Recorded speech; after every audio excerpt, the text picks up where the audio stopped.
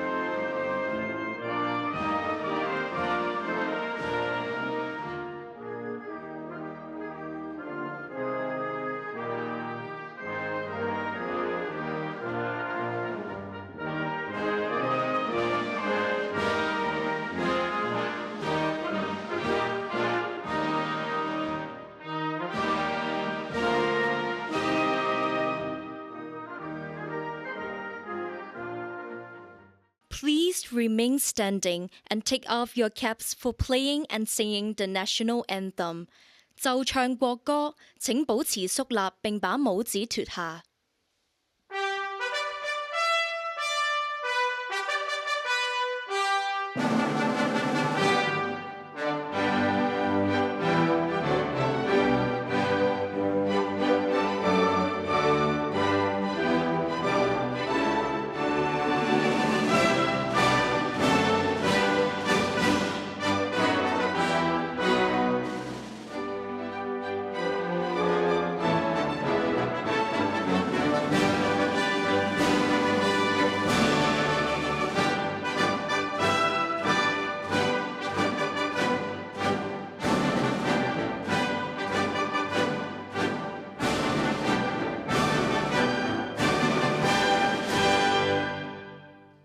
I declare the Honorary Fellowship Presentation Ceremony open. Please be seated. 請就座。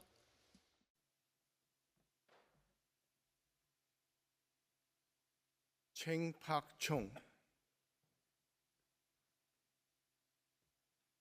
The history of this university is vividly evident through the space of its campus. 2 decades ago, Professor Ching was already a key figure in 2 places in the university, the Faculty of Engineering and Shaw College. Today, it is no exaggeration to say that our transformed campus has been shaped by Professor Ching in such a way that every moment we walk through a world bearing his dynamic and imaginative stamp. For someone who so profoundly influenced not only a faculty and a college, but also the whole university, as well as the development of CUHK Shenzhen, it bears a moment's thought to consider that Professor Ching did not, in fact, go directly from school to university. Instead, he studied through practice, going out into the workforce with a position at Cable and Wireless. The British-based company was then a monopoly telecommunications supplier and typified the city's transition from manufacturing to the service economy we see today. At that transitional moment, the young PC became a trainee technician and was pitched into the whole range of activities in which the company engaged. Spending a few months at CUHK Airport, he became entranced by air traffic control and radar as they enabled the notorious experience of landing at the old airport. Visiting Stanley Point, familiarizing himself with the city's first satellite receiver dishes at Earth Station, Professor Ching became fascinated by the possibilities of long-haul communication. For him, engineering was a part of the city's lived fabric before it was a course of studies. Recommended to consider university study by an engineer from the north of England, Professor Ching studied engineering at the University of Liverpool, receiving the highest honors and going on to study a PhD. Once again, however, there was a moment of what might have been, as he nearly took a job in England's Silicon Corridor on graduating with his Bachelor of Engineering. Fortunately, inspired by a teacher who himself wanted to learn more about signal processing, Professor Ching got to work imagining uses for technologies on which we all rely today. To stay at the University of Liverpool, it no doubt helped that his favorite sport is football, and then as now, it was a great time to be a Liverpool FC fan.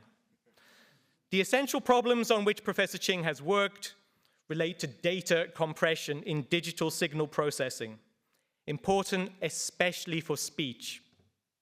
His work has focused on enabling speech for everyone, allowing us all to speak, hear, and communicate better. Far from his own family, he could understand the burgeoning appetite for technologies that enhanced communication at a distance. At the same time, Professor Ching was influenced by new perspectives from living in a different culture, working to his own schedule, and developing his independence. Professor Ching's teaching and research cover communication systems. Today, he is director of the Shunhing Institute of Advanced Engineering. He researches spoken language processing, including work on the recognition of emotion in speech and the capacity to analyze the Cantonese English code mixing that is so distinctive of the city. In our AI moment, it is also worth understanding that Professor Ching's research involving, for example, neural networks and machine learning has played a part in innovations that to us may seem to have sprung out of nowhere. Much of this work has taken place in the Faculty of Engineering at the Chinese University, which he served as both a department chair and also dean of the faculty. Professor Ching has been an active member of the university for more than 4 decades. From the 1980s, he's been part of its growth into a powerhouse of research as well as teaching. In his work, the two will always be intertwined. There is nothing like spending weeks working with your graduate students to soundproof a research lab. Such experiences produce the close relationships on which a university truly depends. Such relationships are also evident in Professor Ching's long association with Shaw College, where he was warden for 15 years before becoming college head. At a time when it was the newest college, Shaw had an independent and highly participatory spirit, no doubt shaped in part by Professor Ching's entrepreneurial drive. This drive also informed his role in CUHK Shenzhen, first as director of the CUHK Shenzhen Research Institute, and later serving on the governing body of the CUHK Shenzhen campus. Professor Ching has a long-standing sense that engaging society means engaging the city's natural partners in the Greater Bay Area. Such deep connections with college and university remind us that we are fortunate that Professor Ching did not pursue his passions outside formal education. In fact, his early entry into the workforce shaped his approach to taking on roles in the university and also shaped his understanding of its role in society. Today, professors think about how their research can make an impact on the world and lead to real societal change. Professor Ching has always had a keen belief that university research cannot be cut off from the outside world. He was a key driver in developing the university's outward-looking capacity to pitch projects and coordinate resources that make a real difference to people's lives. This grasp of the university's role reflects Professor Ching's own personal qualities. His year working for Cable and Wireless, involved with different tasks, fostered his ability to take on diverse projects for the university. At a time when momentous changes were underway in the educational landscape of Hong Kong with the shift to the four-year curriculum. Professor Ching became Pro-Vice Chancellor, Vice President, with a very broad portfolio indeed. During his appointment, he was responsible for the campus master plan, the development of new colleges, revamping the Hong Kong Internet Exchange and the Information Technology Services Center, and also promoting technology transfer. The explanation for this wide range of responsibilities was that they were all engineering problems in the broadest sense, and so there could be no better guide than such an eminent engineer.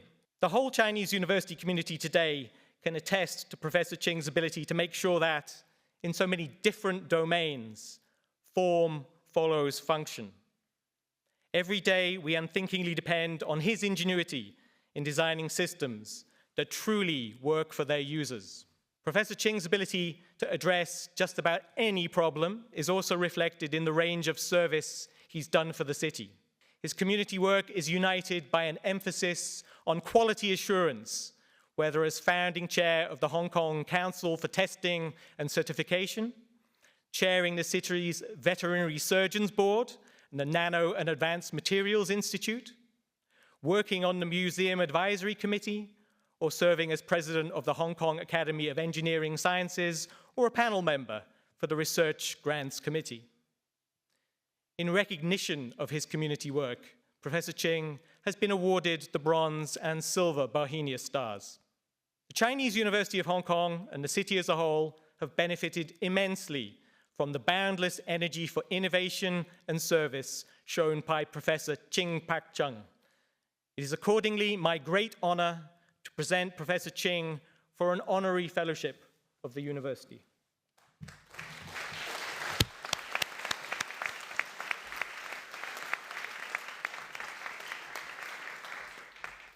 Mr. Chairman, I request you to present an honorary fellowship to Ching Pak-chung. In accordance with the Council's resolution, I hereby present to you an honorary fellowship of the university.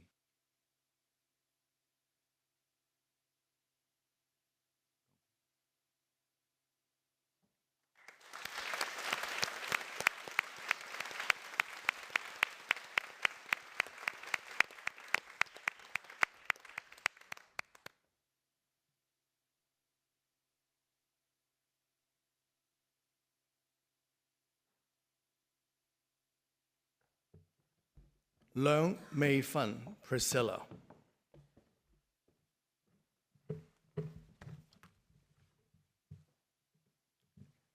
To climb over the tall mountain and cross the vast ocean, be it endless scorched earth or desert most desolate, I still hold high my ideal, my hope. Even at the cost of my last drop of energy, I still must reach the other end of the universe. These simple and innocent lines, penned over 4 decades ago, foretold the story of a daring and iron-willed individual who would go on to make invaluable contributions to both country and city. Priscilla Leung's story began in Phúc Loi Estate, Tsuen Wan, where she lived through the everyday challenges and struggles of a working-class family. Her early academic distinction, combined with her desire to receive the best education, soon won her a place at Singapore Co-Educational College in mid-levels. However, unlike many of her peers who would invariably enter the University of Hong Kong, she opted for the Chinese University of Hong Kong instead. She started off reading English language and literature, but was soon hit with an existential crisis in her year of exchange at Dickinson College, United States, where she took courses in international relations and soon discovered she could not speak as adequately about her motherland as her European peers could about theirs. Upon her return to Chinese U, Leung promptly switched to the Department of Government and Public Administration. There, inspired by her mentor, Professor Zhang Chek-yim, and driven by an urge to understand China firsthand, she took the then very bold step of heading north to pursue postgraduate studies in law at Renmin University of China, foregoing seemingly more attractive opportunities for further studies overseas. At Renmin University, she studied with Professor Xu Chongde, one of the most prominent law professors of China and a key drafter of the Hong Kong Basic Law. Her peers were now the best and brightest of the entire country. She immersed herself in the complex realities of China, harsh in terms of material conditions, but stimulating and liberating in intellectual atmosphere. Her intimate encounters with China at the end of the first decade of reform and opening up, and her direct experience with the turbulent student movement in 1989 gave her a longer-term perspective on the country's development and a full understanding that a huge country with a population of 1 billion can only accomplish its reform through technological development and with the abundant patience, endurance, and perseverance of its people. Leung joined the Faculty of Law at the City University of Hong Kong in 1989, dedicating herself since to mediating between China's socialist civil law system and the common law system. At the beginning of her academic career, she saw the urgent need for the wider world to understand the complexities of China law. Hence, she initiated the monumental project of translating select court judgments of China into English. The significance of the China law reports, which provided the English-speaking world access to the court judgments of China, was manifold. The reports would help the world understand how a socialist country is ruled under the rule of law, how a judicial system with Chinese characteristics works in practice, and the progress of legal reform in China. They would also promote legal research, legal education, and a training of legal personnel concerning foreign matters relating to China, making a critical contribution to judicial reform during China's opening up to the West. For her contributions to the project, which was completed in 1995, Priscilla Leung was honored with a 10 Outstanding Young Persons Award in 2000. An important extension of the project was selected edition of China Law Reports 1991 to 2004, which cover additional court judgments from 1996 to 2004, many having to do with economic issues, intellectual property, real estate, and cases involving foreign investors. As editor-in-chief of the English edition, Leung presented a succinct overview of Chinese legal concepts, the Chinese legal hierarchy, and landmarks in legal reform since 1979. Priscilla Leung has distinguished herself by helping the local community understand aspects of China law relevant to their concerns. She has compared in detail China's administrative procedure law and the judicial review process in Hong Kong, highlighting differences in legal concepts as well as the role of the court. She has also researched on the laws of marriage, inheritance, adoption, and intellectual property of mainland China, Hong Kong, and Taiwan to help resolve legal cases involving the three regions. Shortly after China announced the Belt Road Initiative in 2016, Leung helped establish the International Academy of the Belt and Road to enhance understanding of the laws of Belt and Road countries and facilitate the setting up of dispute resolution mechanisms. She is currently an arbitrator of the China International Economic and Trade Arbitration Commission and an internationally recognized mediator, in addition to being a barrister at law. Priscilla Leung's contribution to the law extends to legal education. She has been a fierce advocate for understanding the Hong Kong Basic Law in conjunction with the National Constitution of China and the relationship between the two. Her monographs on the Basic Law, in both English and Chinese, have been an essential reference on the Basic Law and the tensions between the Chinese and the Anglo-American approaches to its interpretation. She has been a member of the Hong Kong Basic Law Committee of the National People's Congress Standing Committee since 2018. After almost 2 decades of total devotion to legal practice, research, and education, Leung decided to take on another role to serve the community. In 2008, she was directly elected to the Legislative Council to represent the Kowloon West District. She has brought her wide expertise in legal scholarship and higher education to her role as legislator, which she holds to this day. She has served as chairperson of the panel on Administration of Justice and Legal Services and of the panel on education. She was instrumental in bringing about changes to the Legislative Council ordinance and the rules of procedure. Priscilla Leung's commitment and passion for the welfare of both China and Hong Kong have been admirable. She would boldly defend the nation in times of challenge, even if her stance may have been unpopular at the time. She was vocal in condemning the violence and the unlawful activities carried out under the pretext of civil disobedience in 2019. She has been resolute in enhancing mutual understanding of China and the world in a trying political climate worldwide.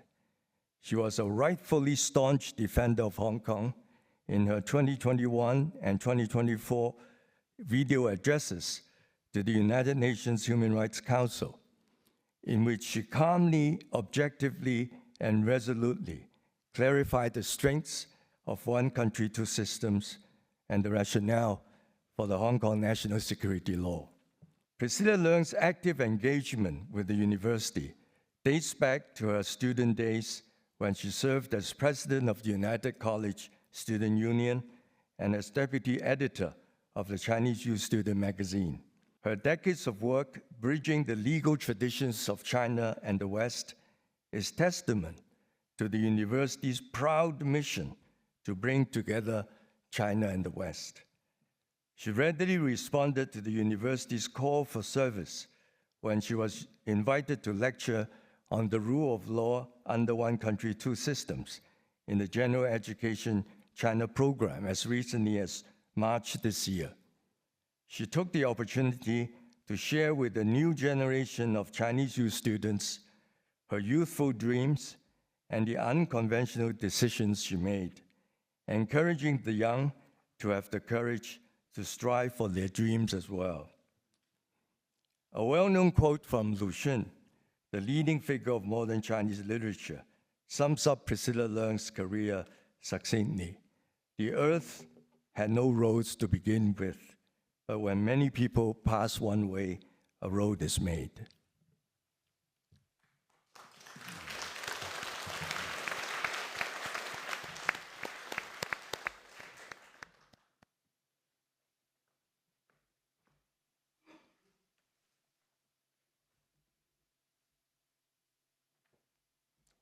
Mr. Chairman, I request you to present an honorary fellowship to Leung Mei Fun Priscilla.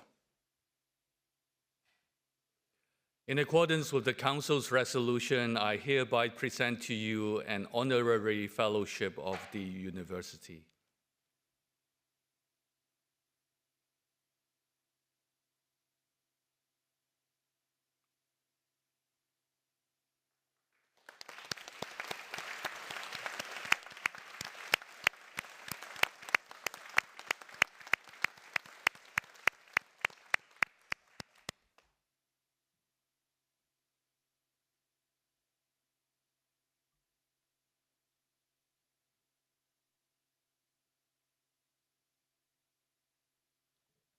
Wu Dingyuk.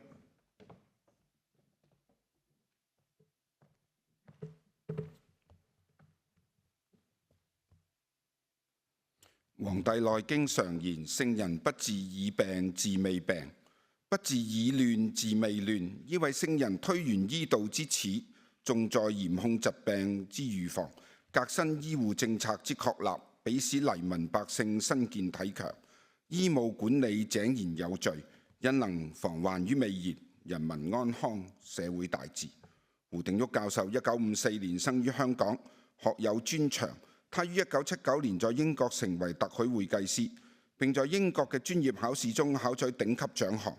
1985年，他以31歲之齡於會計界嶄露頭角，成為安永會計師事務所最年輕嘅合夥人，而安永乃當時全球8大會計師事務所之一。1996年，胡教授晉身安永全球執行董事會，成為首位加入主要會計師事務所國際董事會嘅中國人。胡教授生於香港，心係家國，佢係首批回國服務嘅香港會計師。早於1985年，他已備助祖國培訓實習會計師，並設立事務所，比能與國際會計標準接軌，貢獻良多。胡教授現為香港會計師公會及英格蘭及威爾斯特許會計師公會資深會員，以及澳洲管理會計師公會香港區榮譽主席。學而優則商，胡教授隨後協助眾多中國公司在香港及海外上市，並為本港商業社會引進了跨國公司和外國投資。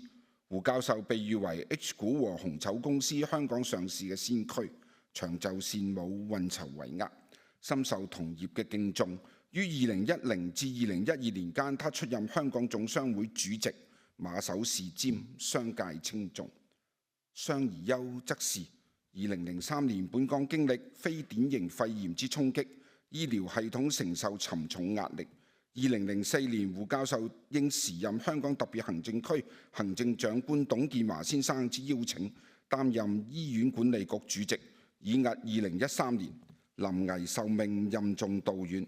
在擔任醫管局主席嘅10年間，成功改革醫管局嘅財政及行政管理流程，積極拓展局方與市民嘅溝通渠道，深化醫護之間嘅交流協商，提升醫療服務嘅整體效率，釐定應時解困嘅醫務政策，勵精圖治，與時並進。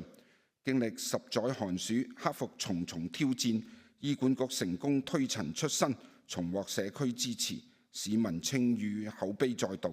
胡教授任內多所建樹，先後歷時3位行政長官，確保政策落實執行，居功至偉。胡教授任內佳績包括成功處理各種工會問題、禽流感、豬流感、3聚氰胺等疾病蔓延嘅危機。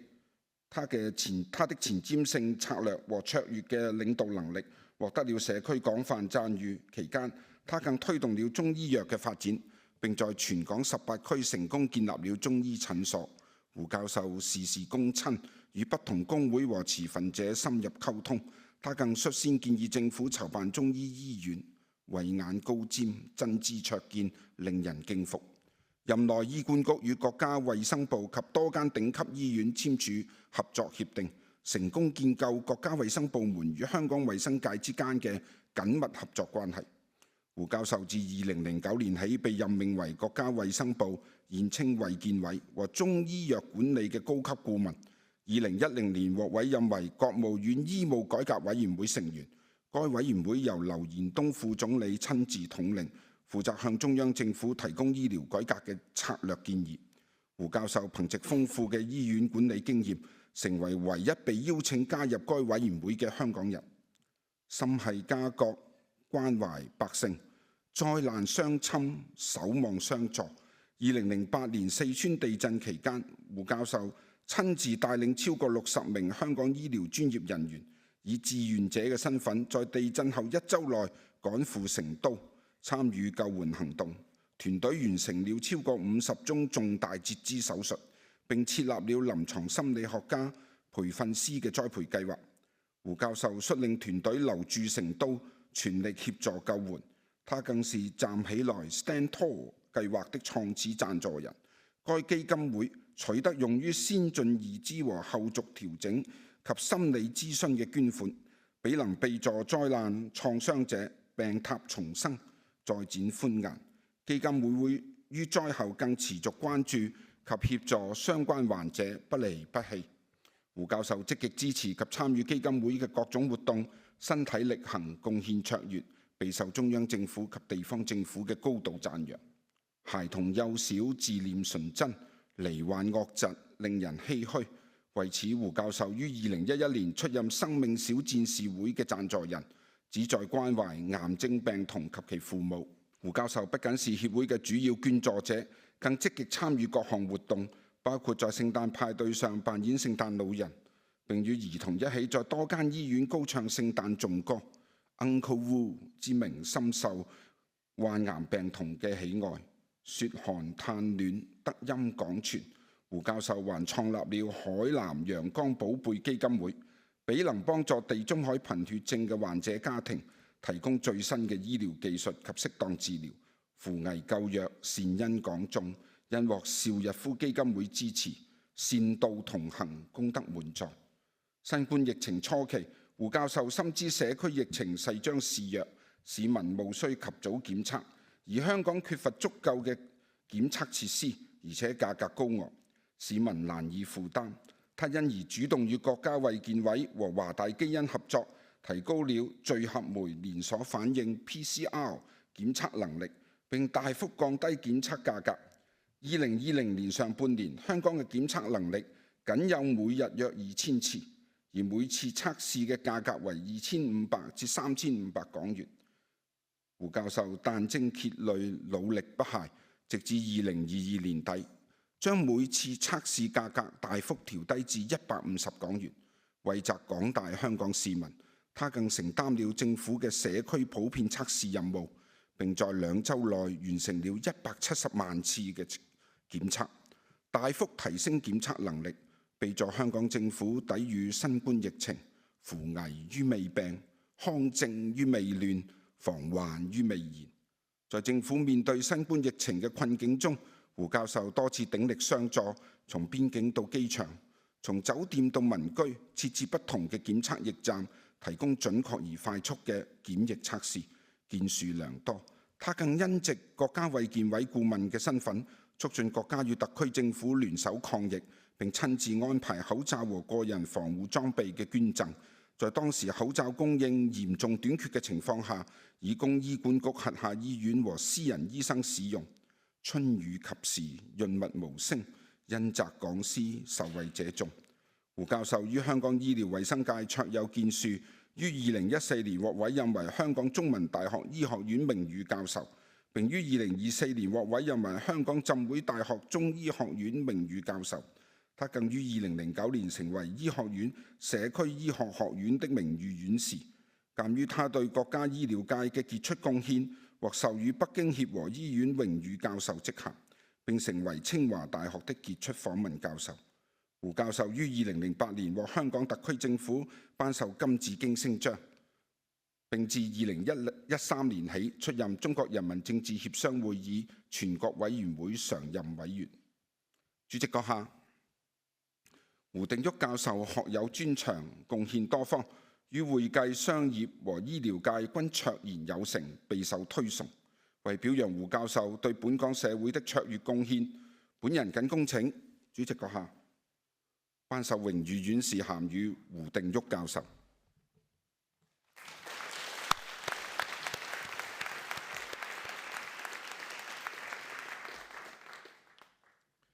主席閣下，請頒授榮譽院士銜予胡定旭。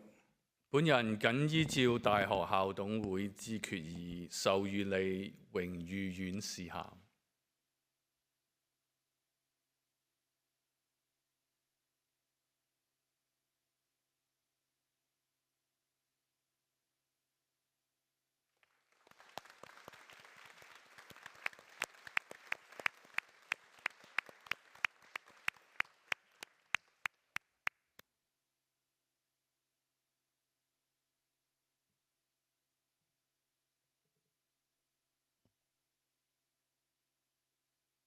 Professor the Honorable 梁美芬 Priscilla will now deliver an address. 現在恭請梁美芬教授致辭。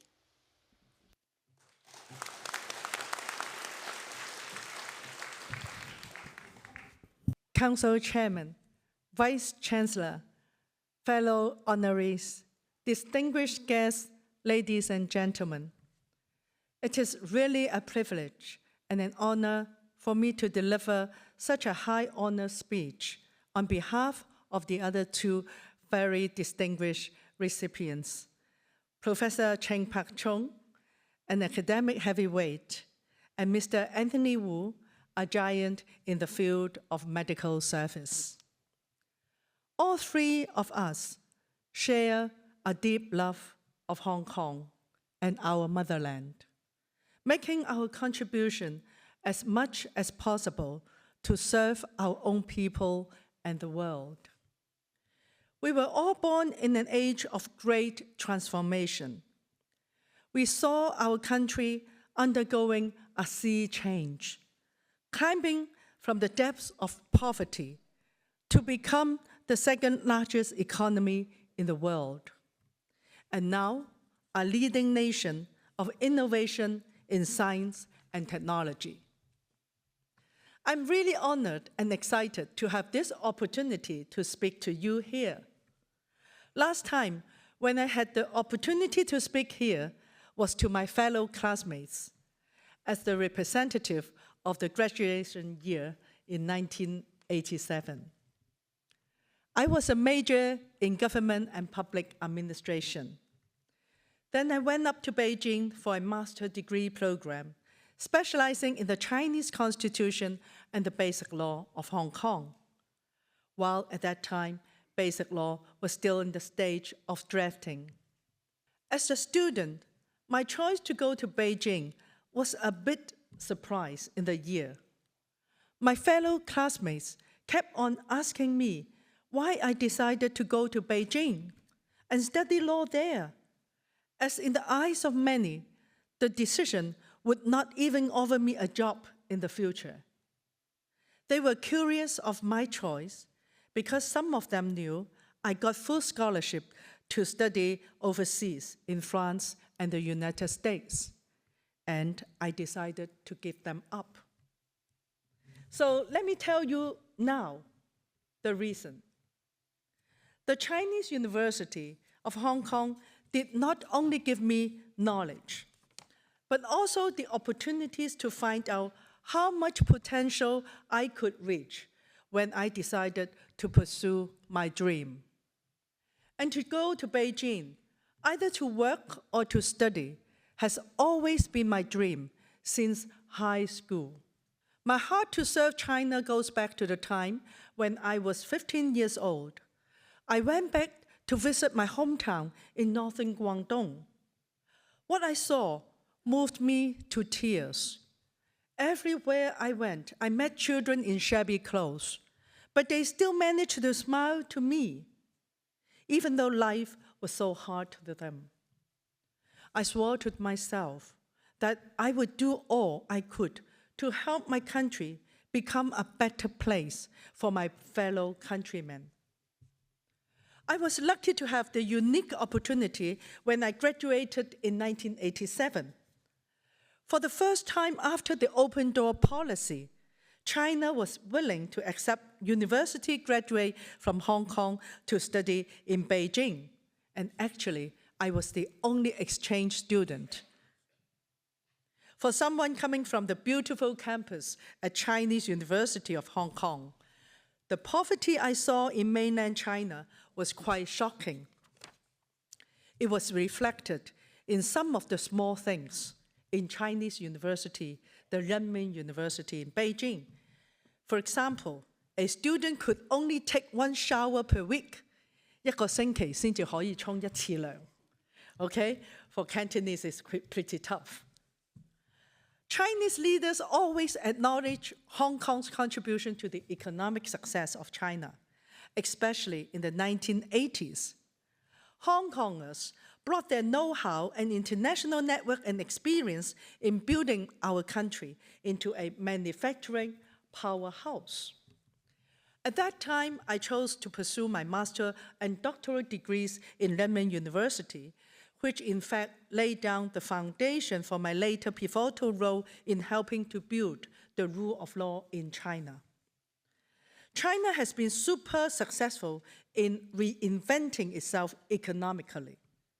But we all know economic prosperity must be underpinned by the development of a civil society with a sound legal system. In the past 30 years, I have dedicated myself into the modernization of Chinese court system, helping to translate the first decade of court judgments in China into English, which caused me to sell my little flat as a young scholar in 1995. 因為嗰陣時籌唔到錢㗎。We have to sell my own flat to get the money to help the translation. Well, then I helped to train up Chinese judicial judges to get the education for international law and practice. It is always my motto that the earth had no road to begin with, but when many people pass one way, a road is made. 即係魯迅話嘅世上本無路，人行得多就會變成路。中國都係咁樣。It is always my motto of myself, as well as a witness for the rapid modernization of China. Now 35 years have passed.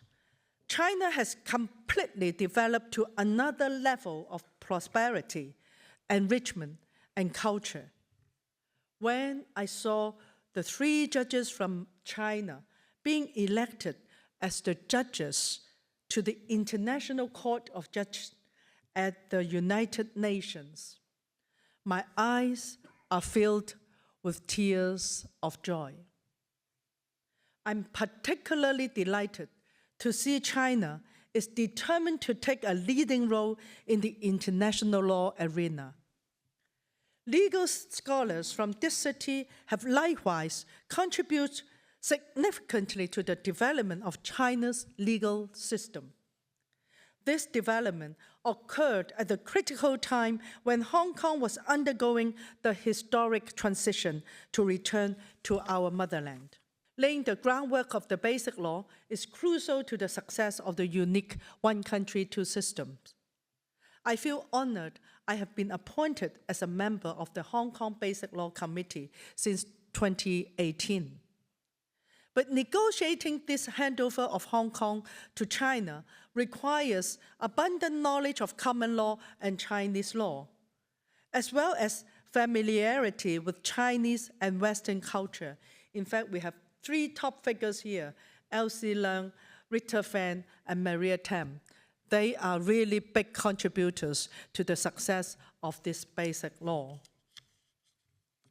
Educating the people both in China and the world about the uniqueness of one country, two systems, and the importance of the Basic Law takes both legal and socio-cultural knowledge of both sides of the world. This is a role I embrace with enthusiasm, both as a professor of law and as a lawmaker at the Hong Kong Legislative Council. My 17 years as a Legislative Council member have taught me that the rule of law is at the heart of the effective functioning of a great society. The Basic Law is the cornerstone for the implementation of one country, two systems. Without it, there is chaos. The social unrest and divisions that we have witnessed and experienced in the past decade underline the consequences that follow when misguided people failed to understand the Basic Law because of foreign interference or misinformation and/or lack of appreciation of the wisdom and unique value of one country, two systems, which in fact is a model of peace. It also anchors with stability and prosperity. Hong Kong enjoys the best of both worlds. Our city is blessed with the full support of our central government, which is the world's second largest economy, while Hong Kong remains a free and open society under one country, two systems. With many parts of the world in disarray, we are fortunate to live in a country of peace and stability. One country, two systems is a great creation of political systems to harmonize differences on earth. It is a gift for Hong Kong and Macau, and also a good reference for the world to solve historical disputes. Looking at history and the world right now, it is so rare that sovereignty disputes can be settled without bloodshed. Only Hong Kong and Macau have that luck because we have one country, two systems. We must treasure and continue to do our best in improving our unique system as China promotes the ideal of a common shared prosperity with the rest of the world. I am sure in due course, Hong Kong will not only be the Pearl of the Orient, but also the diamond of the world. Once again, on behalf of my fellow recipients, I would like to thank my alma mater for bestowing this great honor on us. I see this as a positive reinforcement for doing our part in making a stable and prosperous society, upholding the rule of law, and upholding one country, two systems for another century to come. Thank you very much. Thank you.